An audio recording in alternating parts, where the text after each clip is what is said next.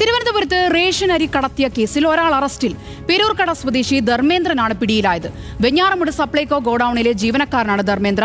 ഈ മാസം 20-ാം തീയതിയാണ് റേഷൻ കടകളിലേക്ക് എത്തിക്കേണ്ട 45 ചാക്കരി സംഘം ധർമ്മേന്ദ്രൻ ഉൾപ്പെടെ 3-അംഗ സംഘം മോഷ്ടിക്കുന്നത്. വിവരങ്ങളുമായി ദേവൻ MP ചേരുന്നു. ദേവൻ, എങ്ങനെയാണ് ഈ പ്രതികളിലേക്ക് പോലീസ് എത്തിച്ചേർന്നത്?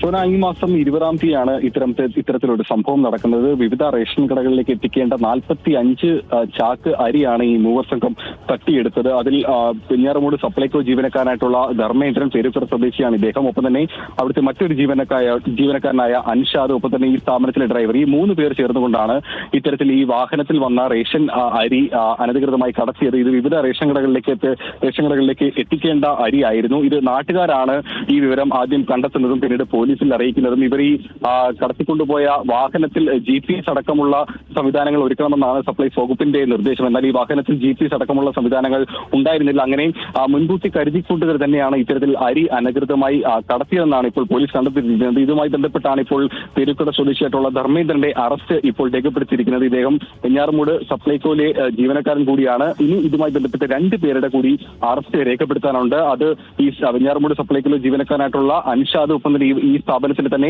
ഡ്രൈവറായിട്ടുള്ള മറ്റൊരു വ്യക്തിയാണ്. ഈ 3 പേർ ചേർന്നുകൊണ്ടാണ് ഈ ഒരു കൃത്യം നടത്തിയത്. അതിൽ 2 പേരുടെ കൂടി ഇനി അറസ്റ്റാണ് രേഖപ്പെടുത്താനുള്ളത്. വിവിധ റേഷൻ കടകളിലേക്ക് എത്തിക്കേണ്ട 45 ചാക്ക് റേഷനരിയാണ് ഇത്തരത്തിൽ ഈ മൂവർ സംഘം ചേർന്ന് അനധികൃതമായി കടത്തിയത്. അതിൽ 11 ചാക്ക് പച്ചരിയും ഒപ്പം തന്നെ 18 ചാക്ക് കുത്തരിയും പുഴുക്കലരി അടക്കം 45 ചാക്ക് അരിയാണ് ഇത്തരത്തിൽ ഇവർ ചേർന്ന് കടത്തിയത്. ഇത് ആദ്യം ശ്രദ്ധയിൽപ്പെട്ടത് നാട്ടുകാരുടെ ഒരു ഇടപെടൽ കൊണ്ട് തന്നെയാണ് ഇത് ആദ്യം ശ്രദ്ധയിൽപ്പെട്ടതും. തുടർന്ന് നാട്ടുകാർ പോലീസിൽ വിവരം അറിയിച്ചതിനെ തുടർന്നാണ് ഈ കേസ് അന്വേഷണം ആരംഭിച്ചതും ഇപ്പോൾ ഒരാളുടെ അറസ്റ്റ് രേഖപ്പെടുത്തിയിരിക്കുന്നതും. സോന, ശരി. ദേവൻ MP ആണ് തിരുവനന്തപുരത്ത് നിന്നും വിവരങ്ങൾ പങ്കുവച്ചത്.